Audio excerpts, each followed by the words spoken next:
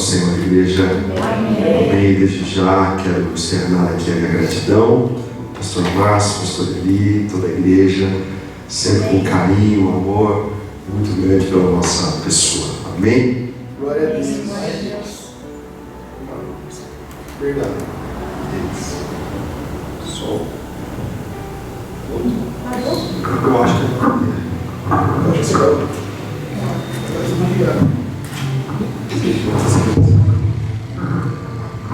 amém. Glória a Deus. E agradecer a confiança e a oportunidade dessa noite. Amém.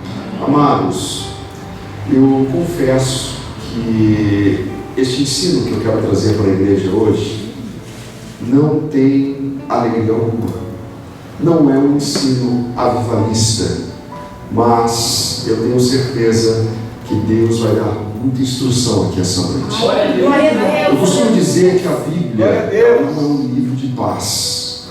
A Bíblia é um livro de posicionamento. Glória a Deus. E nós estamos vivendo em um tempo em que a igreja não está entendendo que nós estamos em guerra. E na sexta-feira, eu conversando com o meu pastor, ele disse algo muito interessante. Sabe o que acontece hoje?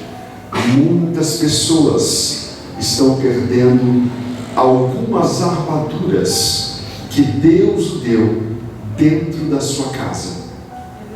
E talvez Deus colocou essa mensagem no meu coração hoje, porque existem pessoas que perderam alguma parte da sua armadura dentro da sua casa. Então eu quero trazer uma mensagem hoje para você entender que nós estamos em guerra. E o inimigo não está brincando. Então hoje eu quero intitular essa mensagem aqui como Conhecendo a Estratégia de Satanás. É forte, mas por favor, fique comigo. Eu tenho certeza que Deus tem grandes coisas para fazer em nosso meio. Amém? Abra sua Bíblia comigo, Evangelho de Mateus, capítulo de número 13. Glória a Deus. Eu vou precisar, se o Estevão puder me ajudar aqui com os versículos, eu acho que a gente vai ganhando tempo, porque como nós vamos ler alguns textos, pode ser, Estevão? Fechou. Mateus capítulo 13, versículo 19. Glória a Deus. Mateus capítulo 13, versículo 19. Glória a Deus. Aleluia.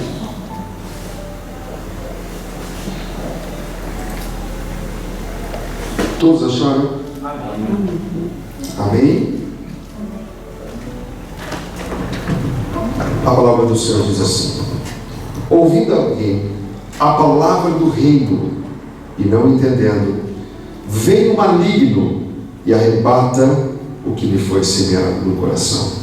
Este é o que foi semeado à beira do caminho. Amém? Todos nós precisamos entender quem é Satanás para sabermos lidar com a sua estratégia. Porque se não o conhecemos, não o venceremos. Você pode repetir isso comigo? Se não o conhecemos, não o venceremos. A maioria das pessoas que estão fora da igreja não acreditam na sua existência. E nisso o diabo, infelizmente, tem tido sucesso. Porque uma das suas principais armas, uma das suas principais ferramentas é fazer com que não acreditem nele mesmo. Na verdade, a maior arma e a maior ferramenta que o diabo usa é a ignorância. O diabo lida com a ignorância devido a ele ser o príncipe da ignorância. Porque ignorância no original nada mais é do que trevas. Por isso que ele é chamado de príncipe das trevas, que nada mais é do que príncipe da ignorância. Então a primeira parte da minha mensagem, eu quero tratar aqui do caráter e da natureza de Satanás. A bem verdade é que o seu nome revela o seu próprio caráter. Agora, uma das coisas mais importantes que eu aprendi na faculdade é que quando alguém pode dizer qualquer coisa a você, independente de ser um teólogo, independente de ser um pastor, independente de ser um professor, quem for, você precisa analisar qual foi a atitude de Jesus em relação ao mal. Porque Jesus foi, é e sempre será a manifestação da verdade. Glória a Deus! Então, quando nós analisamos as Escrituras, não há dúvidas que existem demônios. E não há dúvida que existe um espírito real em uma personalidade chamada Satanás. Jesus, quando esteve nessa terra, Ele não só falou com ele, mas falou sobre ele e nos deu algumas ordenanças para nós tomarmos cuidado com as suas ferramentas. Preste atenção na mensagem que ele vai dizer em João capítulo 8, versículo 44. Vai me ajudando aí, seu irmão. João capítulo 8, versículo 44. Olha o que Jesus disse. Glória a Deus.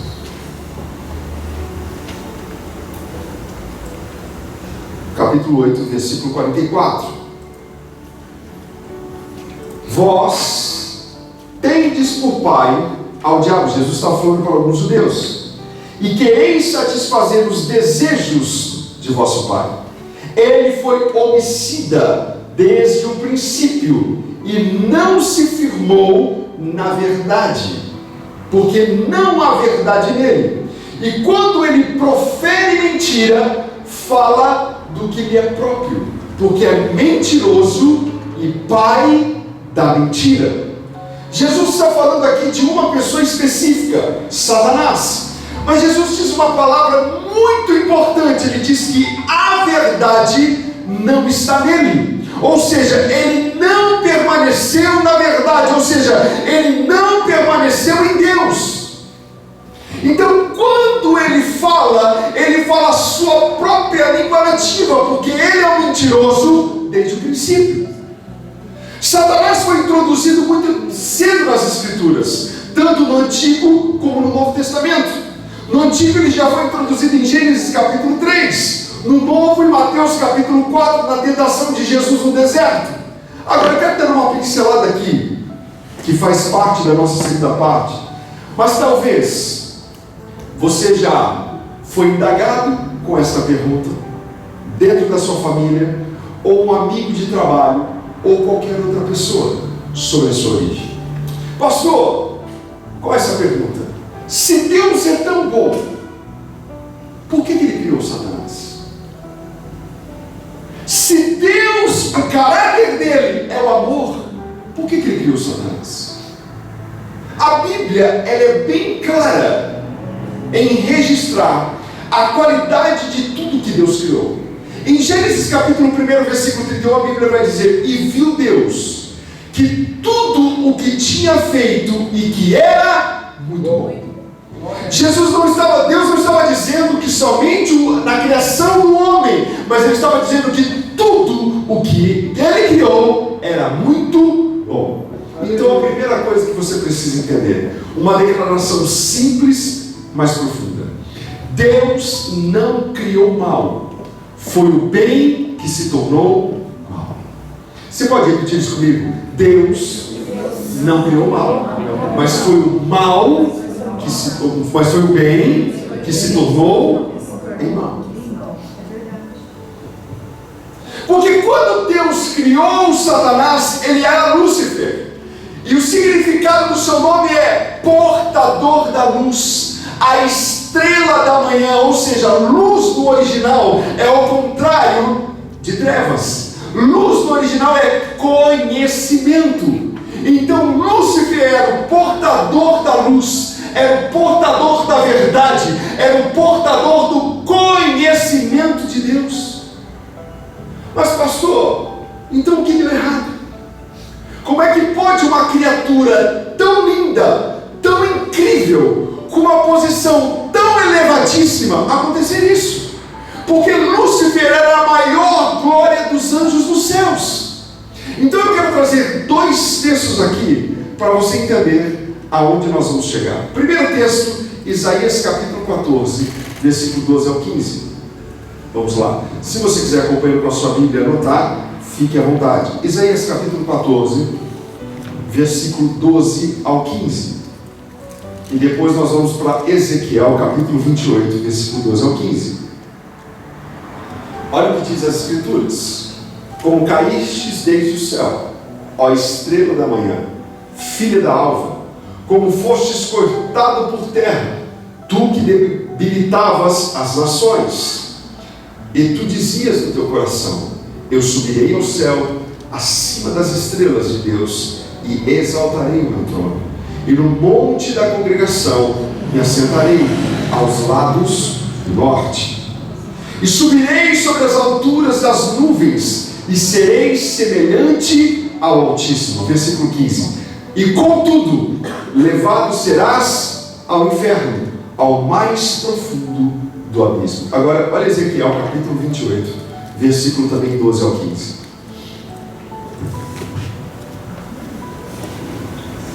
Ezequiel capítulo 28, versículo 12 ao 15. Olha o que diz as Escrituras: filho do homem, levanta uma lamentação sobre o rei de Tiro, e diz-lhe: assim diz o Senhor Deus, tu eras o selo da medida, cheio de sabedoria e perfeito em formosura. Estivestes no Éden, jardim de Deus, de toda pedra preciosa era a tua cobertura: sardônio, topázio, diamante, turquesa, ônix, jaspe, safira, carbúnculo, esmeralda, o ouro. Em ti se faziam os teus tambores e os teus pífaros no dia em que fostes criado fora.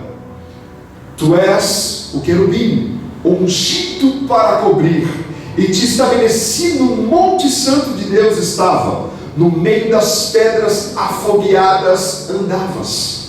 Perfeito eras os seus caminhos, desde o dia em que fostes criado, até que se achou iniquidade em ti. Ele era perfeito, ele era puro, ele era santo, mas a maldade não foi encontrada em Deus, mas nesta perfeição que era chamada de Lúcifer. Mas olha o versículo 17: elevou-se o teu coração por causa do quê?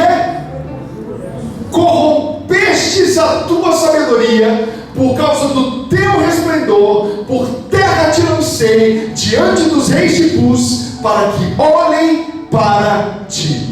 Repita isso comigo: Satanás não perdeu sabedoria, ela só foi corrompida. A sua sabedoria é corrupta e perversa. Irmãos, Deus criou Lúcifer para ser o portador da luz. Deus criou Lúcifer para ser o querubim da guarda, ou seja, o guardião, o protetor. Então esta classe de anjo era a classe que estava mais íntima do próprio Deus. Era uma classe única, especial e que estava próxima do trono de Deus. Nós vemos em toda a Bíblia 3 anjos únicos: Miguel, Gabriel e antigamente Lúcifer. Mas agora, Estevão, volta para o versículo 14. Tu eras o querubim, ungido para cobrir, e te estabeleci no monte santo de Deus estava. Repita isso comigo: no monte santo de Deus estava. Veja, a Bíblia em algumas vezes refere trono de Deus com a palavra monte. Então aqui não significa um lugar físico, mas um lugar onde Deus habita.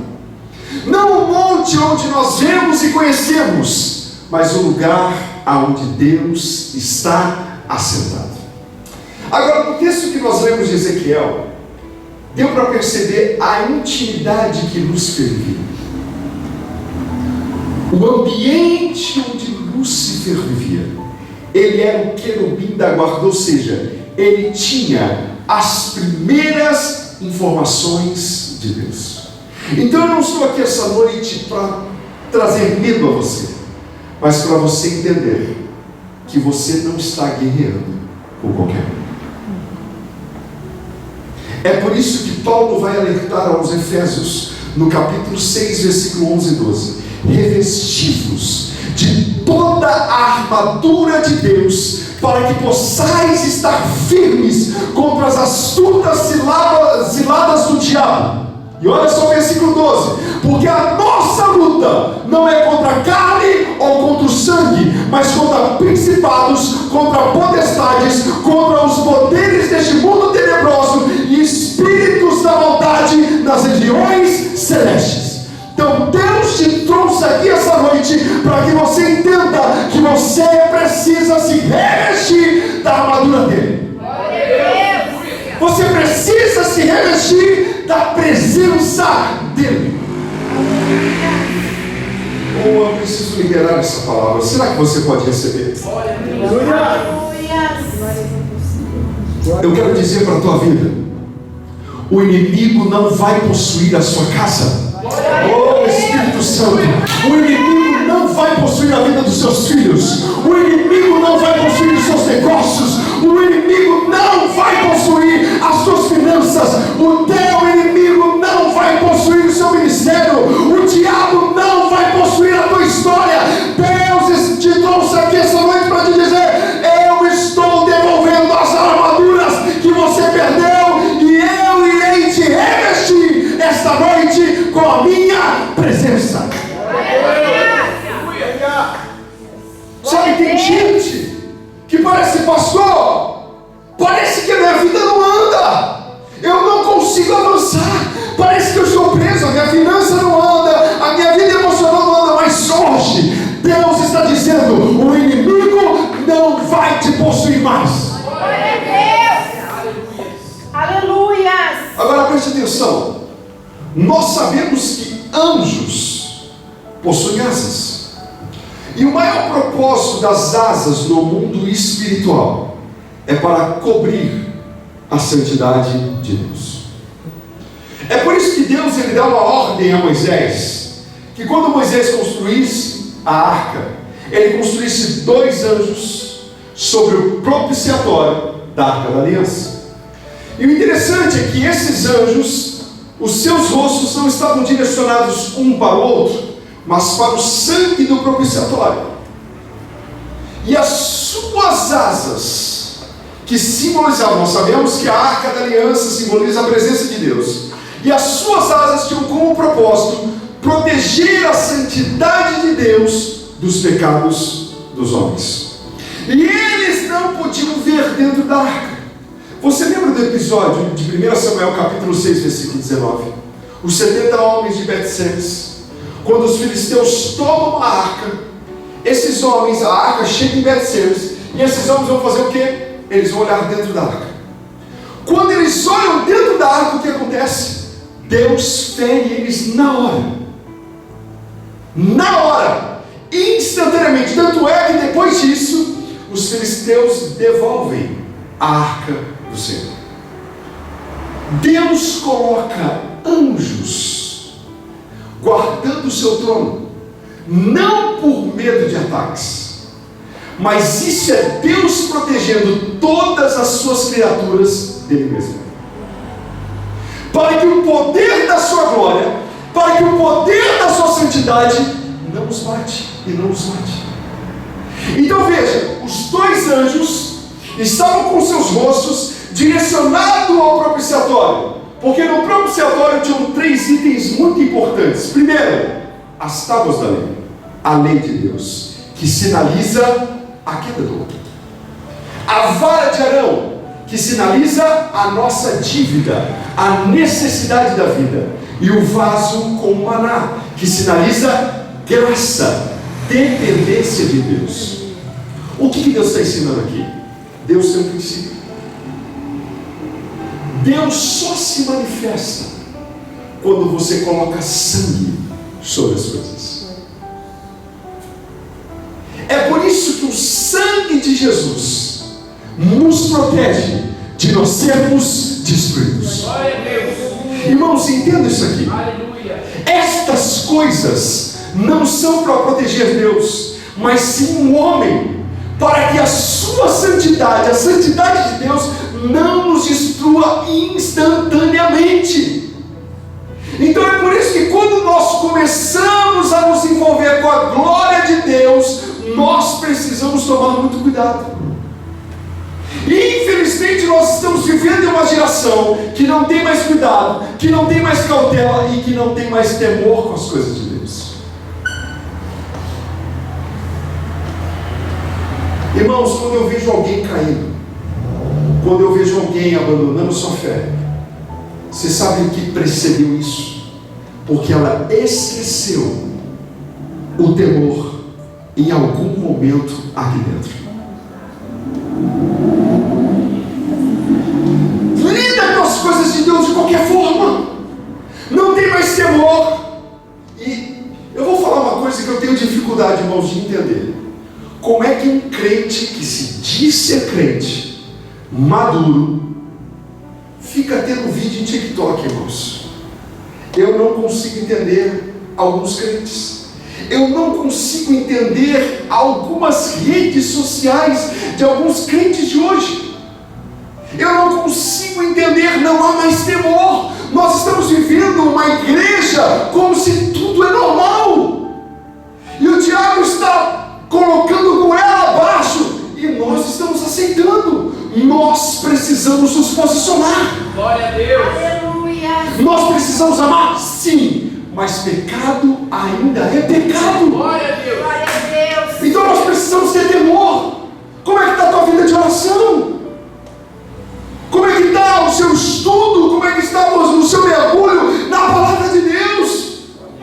Como é que está o teu compromisso? Como é que está o seu temor? Por isso que Deus trouxe pessoas aqui, e talvez estão assistindo pela internet, ou vão assistir, que Deus está ministrando ao seu coração, que hoje você precisa entender a importância de ter temor das coisas dele. Aleluia. Por que eu estou dizendo isso? Porque se você não parar de brincar, a glória de Deus pode te matar. Irmãos, Lúcifer era íntimo de Deus. Ele sabe coisas de você que você ainda não sabe. Você imagina, ele estava todos os dias nos tribunais de Deus. Olha aqui o versículo 15, parte A, olha isso. Perfeito eras nos teus caminhos. Era como se Deus estivesse dizendo: quando eu criei as coisas perfeitas, você era uma das melhores.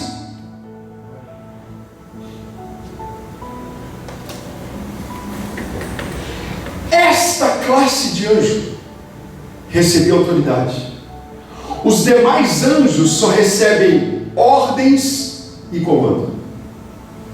Esta classe tinha autoridade e vontade. Isso é importante dizer aqui essa noite, porque isso mostra que esta classe de anjo tem o poder da decisão como nós temos. Então é por isso que Lúcifer poderia ter se revelado, e se revelou. Assim é com Miguel, assim é com Gabriel, porque eles têm o poder da decisão.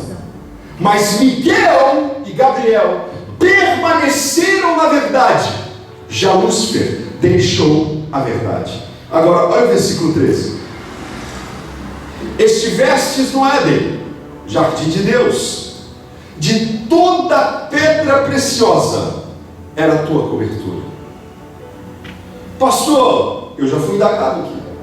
Pastor, então quer dizer que Satanás morava na terra? Porque está falando do Éden. Não é nada disso. Grave isso. Éden significa momento, presença do Senhor.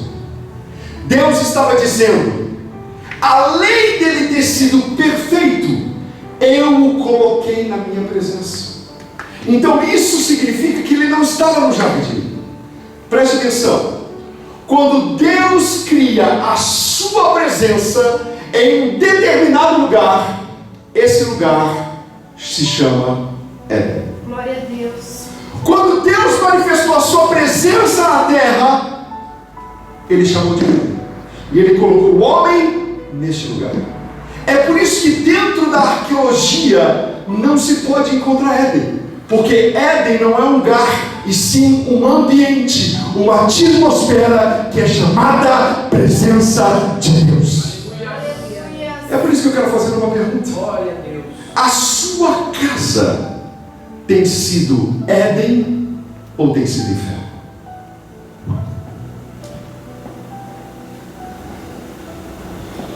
O que é que você tem feito na sua casa?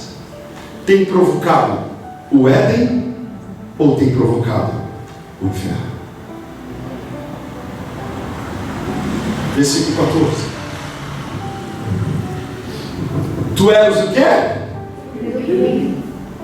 Ungido.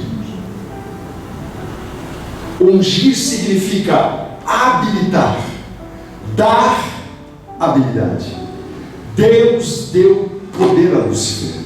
Repita isso comigo: Satanás tem poder. Por que eu estou dizendo isso? Porque aquilo que Deus dá a alguém, ele não pode tomar. Sabe por quê? Por causa da sua fidelidade. Deus só está preso a uma coisa: a sua própria palavra. A Bíblia diz que a sua palavra está acima do seu nome. Paulo vai tratar isso, a igreja que estava em Roma, no capítulo 11, versículo 29, Paulo vai dizer: olha, os dons e a vocação de Deus são irrevogáveis. Então, por causa da fidelidade, Deus não tira o poder. É por isso que no final dos tempos, Deus vai prender a Satanás, porque ele tem poder que o próprio Deus o deu e ungiu. Quantos estão entendendo aqui? Então ele foi ungido para ser guardião. Outras palavras no original que é usado aqui é a palavra ordenado. Significa que Lúcifer tinha uma posição e uma ordem neste reino. Então era Deus, querubins, serafins e demais anjos. Lúcifer estava nesse círculo interno. Outra coisa, Lúcifer comandava as músicas do céu e as artes plásticas. Agora, sabe uma coisa que eu acho interessante na Bíblia? É que nós não vemos em nenhum momento Miguel entregando mensagem ou Gabriel guerreando. Mas nós vemos Gabriel entregando mensagem e Miguel guerreando. Os anjos faziam exatamente a sua função. Por que nós, como igreja de Cristo, como criaturas suas, queremos fazer e viver em função dos outros e não daquilo que Deus realmente colocou para nós fazermos? Agora, sabe o que eu acho interessante?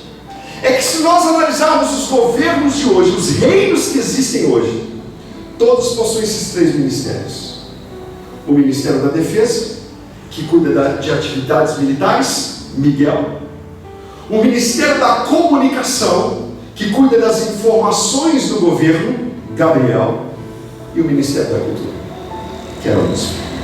Agora, igreja, é por isso que pessoas que estão envolvidas com o ministério de louvor precisam ter uma vida de santidade. Por quê, pastor? Porque vocês estão atuando na área que Satanás é especialista. Vocês sempre serão tentados a acreditar no seu próprio ego, assim como foi com ele. É por isso que nós vemos tanta corrupção deste ministério. Irmãos, Satanás não é um anjo burro. Ele conhece o plano de Deus. E a prioridade número 1 dele é a destruição dos filhos de Deus. Então o que eu não posso e eu não entendo é como um crente dentro da igreja não obedece pastor, não obedece seu líder. Tome cuidado. Tome muito cuidado com isso. Versículo 15. Perfeito eras nos seus caminhos. Eu quero que você repita isso comigo. Desde o dia em que foste criado. Criado. Não havia nada de errado nisso. Bom trabalho,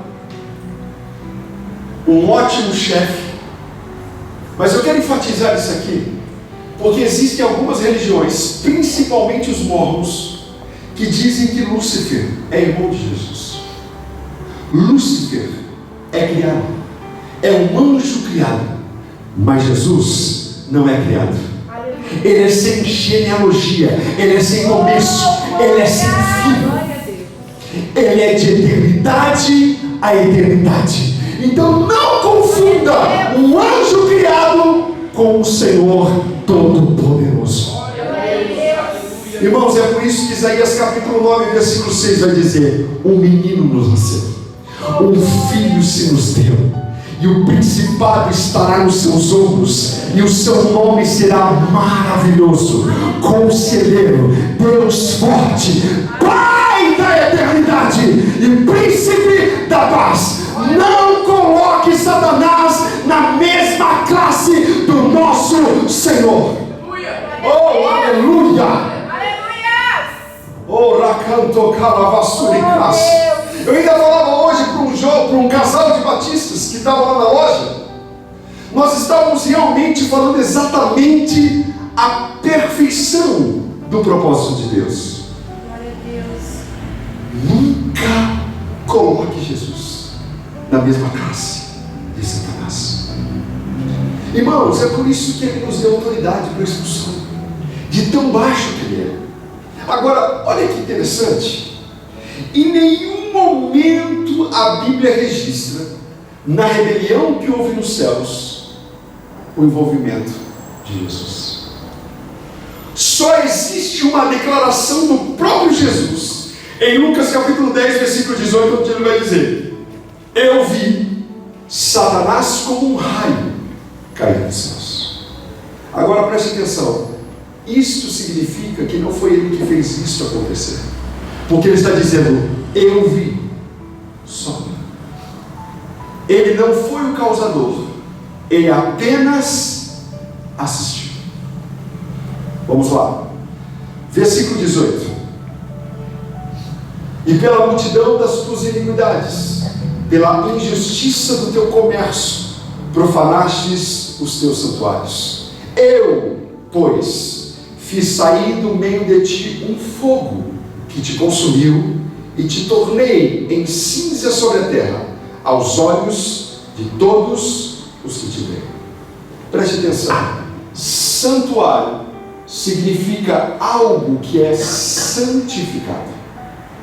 Isso nada mais é do que você separar algo para uma razão específica. Amém? Então, quando nós lemos com atenção esse versículo, nós vamos entender que Lúcifer tinha alguns departamentos dos céus sobre a sua autoridade. Deus deu algumas coisas para estar sobre a autoridade de Lúcifer, principalmente alguns anjos, porque a Bíblia vai dizer que não somente ele que foi corrompido, mas ele corrompeu seus santuários. Ou seja, ele influenciou aqueles que estavam sobre a sua autoridade. É por isso que quando nós falamos de demônios, nós estamos falando de anjos sem função, ou seja, sem propósito, anjos frustrados. É por isso que a pior classe de pessoa que nós temos que lidar na igreja são de pessoas frustradas. A pior classe, o pior tipo de pessoa que nós temos que lidar dentro da igreja são as pessoas que só se fazem de vítima. Você já percebeu? A pessoa que se faz de vítima, você sabe por quê? Porque o coração dela está cheia de orgulho. Não me dá mais parte do Senhor. Pastor, não me dá mais oportunidade. Não sou mais elogiado. Isso tudo, irmãos, o vitimismo precede orgulho. Agora, eu quero liberar algo sobre você.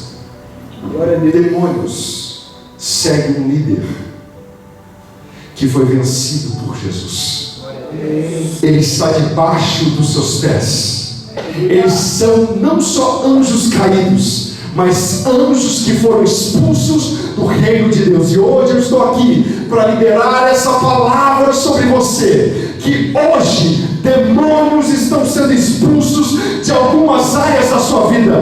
Eu não sei o que está te prendendo, se é área emocional, se é área financeira, seja o que for. Hoje demônios estão sendo expulsos de áreas da sua vida. Assim diz o Senhor, pelo poder do nome de Jesus. Agora, olha a parte B. Fiz sair do meio de ti Um fogo que te consumiu e te tornei em cinza sobre a terra, aos olhos de todos os que te veem. Deus até enviou fogo para destruir, mas o seu próprio orgulho o destruiu. Tome muito cuidado, porque se você tiver uma mente orgulhosa, você pode ser destruído pelos seus próprios pensamentos. O seu próprio fogo irá te destruir. Olha só, a corrupção o destruiu. Agora, ambas as passagens, tanto de Isaías como de Ezequiel, falam que Deus lançou Satanás aonde? Na terra. Agora, a terra possui atmosfera, sim ou não? Correto?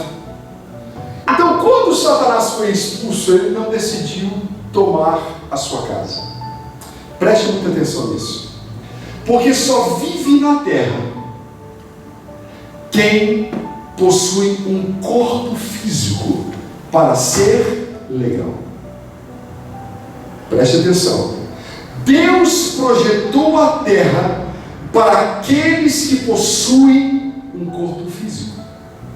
Então, quando Satanás e seus anjos foram expulsos, eles não poderiam vir à terra de uma forma legal por não terem corpo.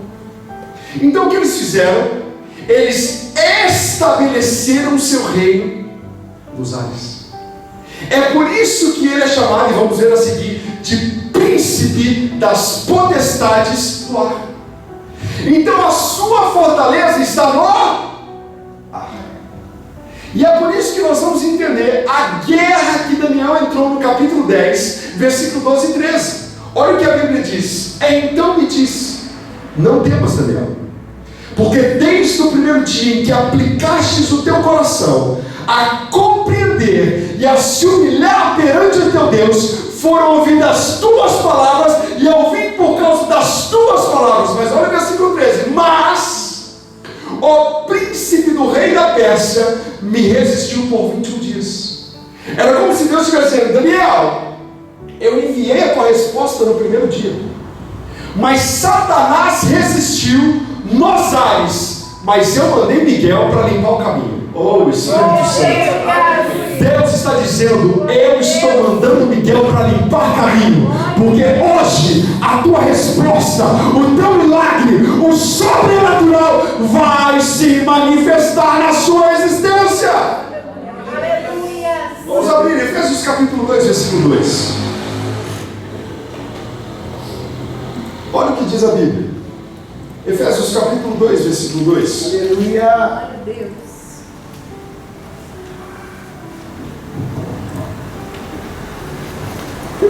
Em que no outro tempo andaste segundo o curso deste mundo, segundo o príncipe das potestades do Espírito que agora opera nos filhos. Nós precisamos ter um entendimento que é nesta área que o reino das trevas está trabalhando intensamente, cheio de poderes demoníacos. E eles podem governar os céus, não o reino dos céus, misericórdia, mas os céus. Porque quando eles foram expulsos, eles procuraram espaço para governar. Grave isso. Desde a criação, Satanás sempre buscou ser adorado. Mas ele não pode ficar nessa terra de uma forma legal sem um corpo. É por isso que, além de nós termos autoridade no nome de Jesus, nós podemos expulsá-lo por causa deste princípio. Por que eu estou enfatizando isso aqui? Porque está aqui o primeiro motivo, a prioridade número 1 do demônio. Qual é? Possuir um corpo.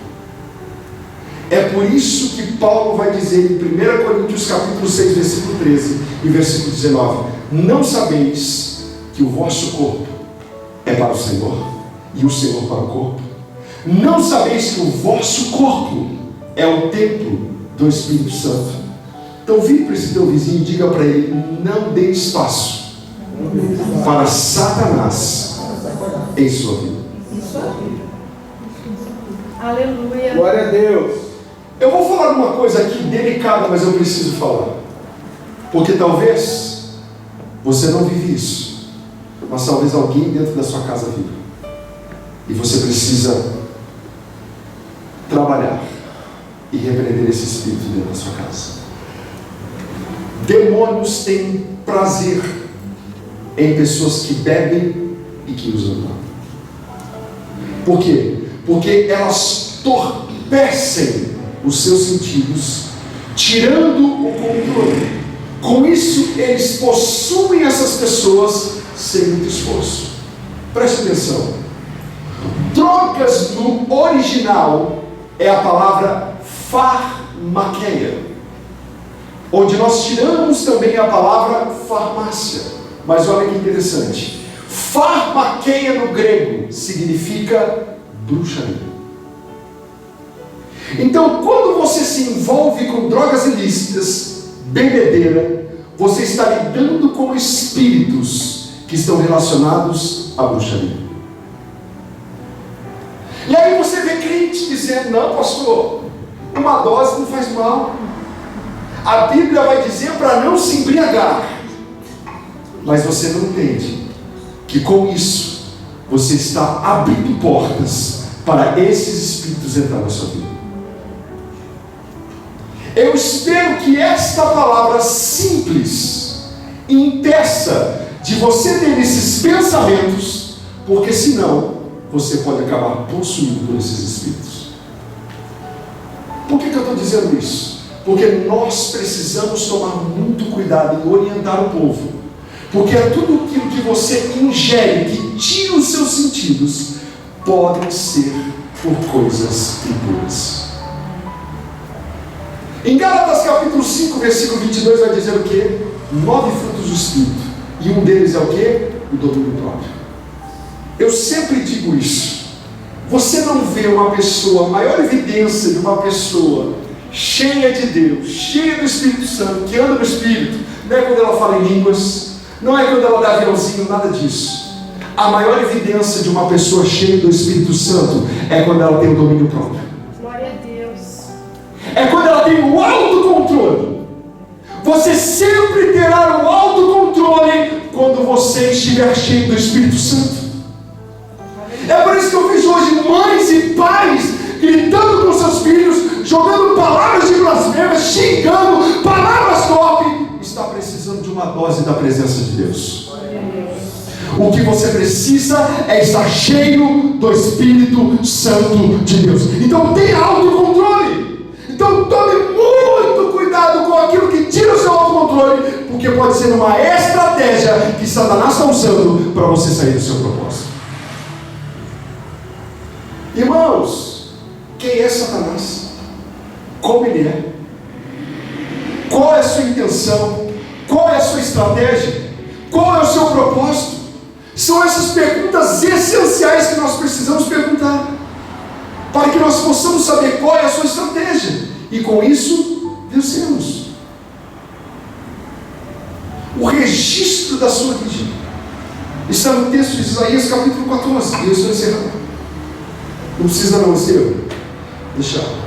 E por que, pastor, que Deus ele vai citar os reis da Babilônia, os reis de Tiro, para mostrar a história de Satanás? Porque tanto os reis da Babilônia quanto os reis de Tiro achavam que eles eram Deus. E eles exigiam que o seu povo o adorasse. O príncipe de Tiro alegava ser um ser divino. E com isso, matava, sacrificava, fervia pessoas em óleos quentes. A Babilônia tinha realmente práticas satânicas. Olha o versículo 2 de Ezequiel, capítulo 28. E vamos encerrar. Quantos estão entendendo? Glória a Deus. Olha Ezequiel, capítulo 28. Versículo 2.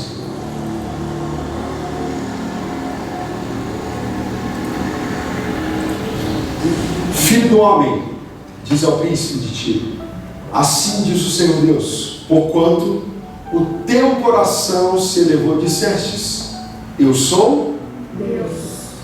sobre a cadeira de Deus me assento no meio dos mares, e não passas de homem, e não és Deus, ainda que estimas o teu coração como.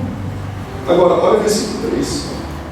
Eis que tu és mais sábio que Daniel, e não há segredo algum que se possa esconder de ti. Deus está citando aqui Daniel para referenciar a Babilônia. Deus está dando uma mensagem para o príncipe de Tiro, que se tornou em profecia. Deus estava mostrando para o príncipe de Tiro o que aconteceu com o anjo que era íntimo dele. Deus estava dizendo, se eu expulsei o maior anjo dos céus, o que eu não faria com o homem? Se Deus não deixou de punir o seu anjo mais importante, quanto mais reis e homens que tentam usurpar do seu trono. Era isso que Deus estava mostrando. E aqui, olha que interessante. Olha Gênesis capítulo 3, versículo 5. E vamos encerrar. Satanás tentou persuadir Eva com essa mesma estratégia. Olha o que ele disse para Eva em Gênesis capítulo 3, versículo 5.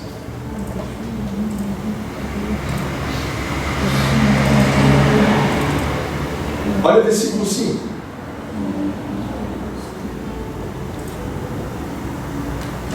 Porque Deus sabe que no dia que dele comerdes o fruto, se abrirão seus olhos e sereis como? Deus. E sereis como? Deus. Sabendo o bem e o mal. O mesmo espírito Satanás estava tentando transferir para a humanidade.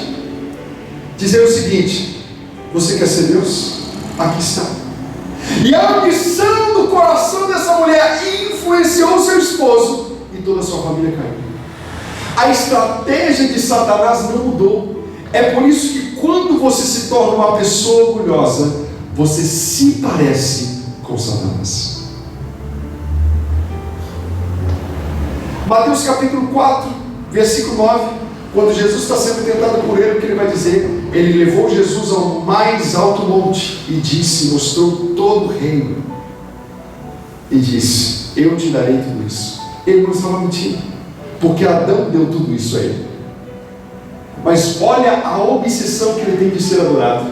Ele está dizendo, eu entregarei tudo a você que Adão me deu, se você se prostrar e me adorar. Mas olha em Gênesis capítulo 3, versículo 15. E porém inimizade entre ti e a mulher, e entre a tua semente e a sua semente. Esta te ferirá a cabeça, e tu lhe ferirás o calcanhar. Veja que a Bíblia não diz inimiga, mas inimizade. Inimizade significa irreconciliável. Era como se Deus estivesse dizendo para Satanás, olha, nunca haverá um acordo entre você e a mulher. Você sabe o que Deus está me dizendo aqui? Existem casas que só estão de pé por causa da vida de uma mulher de oração. Eu posso ouvir um glória a Deus por isso? Se você entender a importância de ser uma mulher de oração na sua casa, você sempre verá e experimentará do Éden na sua casa. Irmãos, eu sou homem, eu sou chefe de casa. mas foi do ventre de uma mulher que foi gerado o Messias. Irmãos, a mulher é um problema para Satanás. É por isso que Jesus estabeleceu a igreja como noiva. O diabo odeia a mulher, porque a igreja remete à figura da mulher. Por isso, vire para essa mulher que está do seu lado, diga para ele: você precisa ser uma mulher de oração. Então, para nós finalizarmos, a melhor defesa, diz um velho pensador, é um bom ataque. E um bom ataque é você conhecer o seu inimigo. Aleluia. Tudo que nós falamos aqui, tratamos do caráter, da natureza e da sua origem. Caráter está ligado a características, denota incidentes que revelam a natureza de algo. É interessante quando nós vemos o conceito hebraico de nome. Nome no hebraico sempre está relacionado a algo real. Então, o seu nome é em quem você se torna. Se coloque. Aleluia. Glória a Deus. Eu quero orar com você. Aleluia. Glória a Deus. Deus, ele é tão perfeito na sua criação, que quando Deus criou a mulher, Ele estava pensando em si mesmo. Ele projetou o útero, e quando uma criança está no útero da sua mãe, olha que interessante, o sangue desta criança não se mistura com o sangue da mãe, por causa da placenta. A placenta não permite isso. Isso significa que Deus estava dizendo: o meu filho virá, e ele virá sem pecado, ele virá com sangue genuíno, ele virá com o meu DNA. É por isso que Jesus não vem de uma relação entre o homem e a mulher. É por isso que quando nós declaramos em Isaías capítulo 9, versículo 6, um menino nasceu, um filho se nos deu, Deus estava dizendo: Maria gerou um menino, mas eu gerei um filho. Maria gerou um corpo, mas eu gerei um espírito. Ou seja, Maria é mãe de Jesus, mas não mãe de Cristo. Somente o sangue de Jesus pode te proteger. Somente o sangue de Jesus pode proteger a sua casa. Somente o sangue de Jesus pode te proteger de todas as ciladas, de todos os dardos do inferno. Então, por favor, coloque o sangue de Jesus sobre as suas coisas. É esse que vai ser a nossa oração agora. Deus está dizendo: eu trouxe essa palavra aqui essa noite para que vocês entendam que vocês estão em guerra. Nós estamos em guerra. E eu trouxe aqui hoje uma estratégia para você conhecer o seu inimigo, para que você não seja vencido. Pai, muito obrigado por a tua palavra, Aleluia, Deus. que nos transforma, que nos regenera. Pai, o teu sangue é que nos protege. O teu sangue é a causa de não sermos destruídos. Pessoas que estão aqui hoje, que não foram destruídas por causa do seu sangue. Pessoas que estão aqui de pé por causa do seu sangue. Por isso nós vamos agora aplicar o sangue sobre a nossa vida financeira, sobre a nossa vida emocional, porque há poder no teu sangue. E em nome de Jesus eu quero orar agora, para que o teu sangue venha quebrar correntes, para que o teu sangue venha quebrar cadeias, para que o teu sangue venha quebrar tudo aquilo que está amarrando, travando as coisas do seu filho receber. Pai, no nome de Jesus, assim como foi com Daniel, desde o primeiro dia que ele aplicou o teu coração a entender, a compreender e a se humilhar perante a ti, existem pessoas aqui, Senhor, que estão orando, que estão compreendendo, que estão aplicando o seu coração neste propósito. Pai, em nome de Jesus, limpe caminhos, abra portas, em nome de Jesus, sobre a vida do teu povo, e que haja milagres que haja sobrenatural sobre a vida deles, Pai. Em nome de Jesus é que nós oramos essa noite e nós tomamos posse de tal armadura que talvez nós tenhamos perdido no meio do caminho, mas esta noite nós estamos nos revestindo com toda a armadura para que nós possamos estar firmes contra as astutas ciladas do nosso inimigo, no nome de Jesus. Dê vitória à tua igreja, dê vitória ao teu povo. Oh, recanto calavassuri cante, recanda masselecas. Dê vitória ao teu povo, em nome de Jesus. Amém. Amém. Deus abençoe sua vida e receba a palavra do Senhor nessa noite, em nome de Jesus.